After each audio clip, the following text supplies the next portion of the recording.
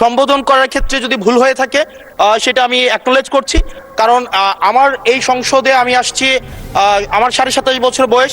সেখানে মাননীয় স্বরাষ্ট্রমন্ত্রী যখন সংসদে এসেছেন 1991 সালে, আর আমি জন্ম হয়েছি 1998 সালে। তো সেই জায়গাতে যদি কনভেনশনাল যে ভুল আছে আমরা সেগুলো সংশোধন করতেও রাজি। আমাদের যখনই আমাদেরকে নোটিশ করবেন আমরা সেটাকে সংশোধন করে নেব। ধন্যবাদ। ধন্যবাদ মাননীয় সদস্য। We are learning every day. ধন্যবাদ মাননীয় মন্ত্রী। মাননীয় স্পিকার, আপনাকে ধন্যবাদ। এটাই হচ্ছে পার্লামেন্টারি কালচার।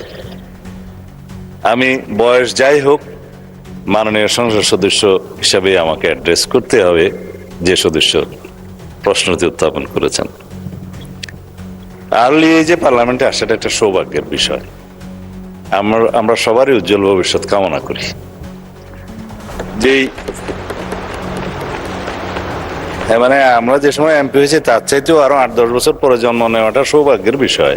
কুমিল্লা 4 আসন থেকে নির্বাচিত মাননীয় সংসদ সদস্য জনাব আবুল হাসনাত, আপনি একটি সম্পূরক প্রশ্ন করতে পারুন দয়া করে। ধন্যবাদ মাননীয় স্পিকার। সালাউদ্দিন সাহেবকে প্রশ্ন করলে আবার কখন নোটিশ দেওয়ার কথা বলে ফেলেন, তো সেই বিষয়টা নিয়ে সবসময় আমরা একটু সংকোচে থাকি। তো আমরা পুলিশ সংস্কার নিয়ে কথা বলছি, পুলিশের সুশৃঙ্খলা নিয়ে কথা বলছি। লাস্ট 1 মাস পুলিশের শৃঙ্খলা নিয়ে যখন আমরা স্বরাষ্ট্রমন্ত্রী মহোদয়, তো মাননীয় স্পিকার, মাননীয় সদস্য জি আসলে বলতে দেন। মাননীয় সদস্য লেট মি হ্যান্ডেল। মাননীয় সদস্য, আমাদের পার্লামেন্টারি প্রসিডিউরে আমরা যাই। মাননীয় স্পিকার, আমরা যখন পুলিশ সংস্কার নিয়ে কথা বলছি, মাননীয় স্পিকার,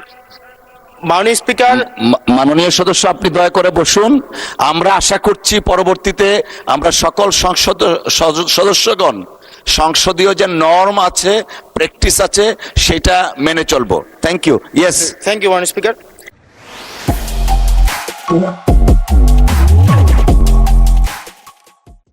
মাননীয় স্পিকার, পুলিশ সংস্কার নিয়ে যখন আমরা কথা বলি বা পুলিশের যে বিষয়গুলো, তৃণমূলের কিছু পুলিশের অনেক সমস্যা রয়েছে ইনস্ট্রুমেন্টাল। যেমন পুলিশকে যখন তদন্ত করতে পাঠানো হয়, ওই তদন্তের খরচ কিন্তু থানা থেকে দেওয়া হয় না, আর যেটা দেওয়া হয় সেটা কিন্তু অপ্রতুল। আমরা যখন পুলিশকে একটা কাজ করতে দিচ্ছি কিন্তু বাজেট দিচ্ছি না, পুলিশে একটা কালচার প্রচলিত রয়েছে, সেটা হচ্ছে ম্যানেজ করে নাও। এই ম্যানেজ করতে গিয়ে দেখা যায় পুলিশ দুর্নীতির বিভিন্ন কাজে তারা কনভেনশনালি জড়িয়ে পড়ে। যেমন কিছুদিন আগে আমাদের 26শে মার্চের প্রোগ্রাম হয়েছে, এবং সেটা হচ্ছে সবাই জানে, এই 26শে মার্চের প্রোগ্রামে যে বাজেট দেওয়া হয়েছে প্রশাসনকে, সেই বাজেট এবং প্রোগ্রাম করতে গিয়ে যে খরচ হয়েছে সেটার মধ্যে কিন্তু আনুপাতিক অনেক ধরনের ব্যবধান রয়েছে। তখন যে কাজটা করতে হয়, পুলিশ ব্যবসায়ী থেকে তারপর হচ্ছে তার এলাকার বিভিন্ন প্রতিষ্ঠিত মানুষ থেকে কিন্তু অর্থ উঠাতে হয়।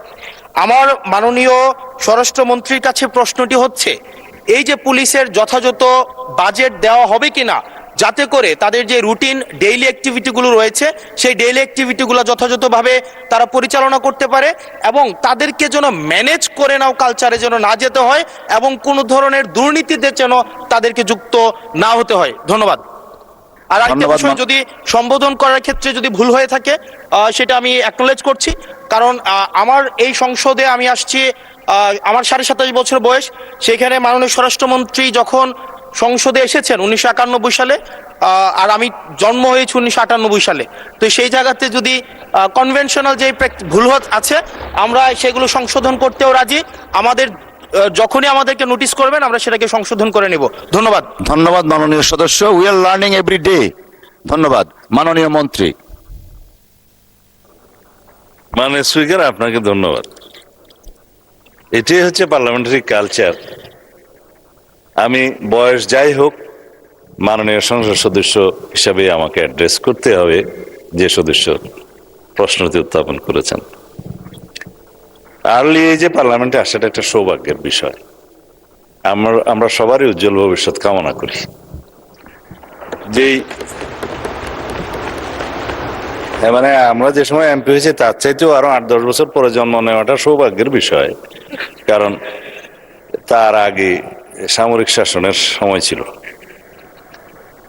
যে প্রশ্নটা মাননীয় সদস্য উত্থাপন করেছেন, বাজেটের মন্ত্রী তো আমার পাশে আছে।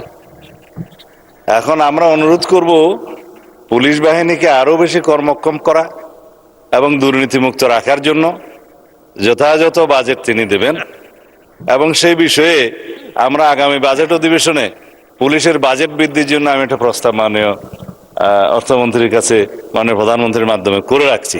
এটা সত্য কথা যে পুলিশের যে পরিমাণ রিসোর্স দরকার, যে পরিমাণ বাজেট দরকার, সেই পরিমাণ আমাদের অর্থনীতি সহ্য করতে পারে না বলেই হয়তো আমরা দিতে পারি না। তবে আমরা একটা ট্রান্সপারেন্ট এবং জবাবদিহিমূলক পুলিশি ব্যবস্থা যদি কায়েম করতে চাই, পুলিশ যেন অন্য কোনোভাবে ম্যানেজ করার কালচার থেকে বেরিয়ে আসে, সেটা আমাদেরকে নিশ্চিত করতে হবে। ধন্যবাদ মাননীয় সদস্য। ধন্যবাদ মাননীয় মন্ত্রী। আমরা এই প্রসঙ্গে আরেকটা সম্পর্ক প্রশ্ন নিচ্ছি। ব্রাহ্মণবাড়িয়া 2 আসন থেকে নির্বাচিত মাননীয় সংসদ সদস্য রুমিন ফারহানা। অসংখ্য ধন্যবাদ। মাননীয় স্পিকার, ব্রুট মেজরিটি সবসময় বিপজ্জনক। অতীতেও আমরা সংসদে যখন ব্রুট মেজরিটি দেখেছি, সেটা পরিণতি খুব ভালো হয়নি। মাননীয় স্পিকার, সে কারণে আমি বিনীতভাবে বলি, আমাদের সম্পূরক প্রশ্নের বিধিনিষেধ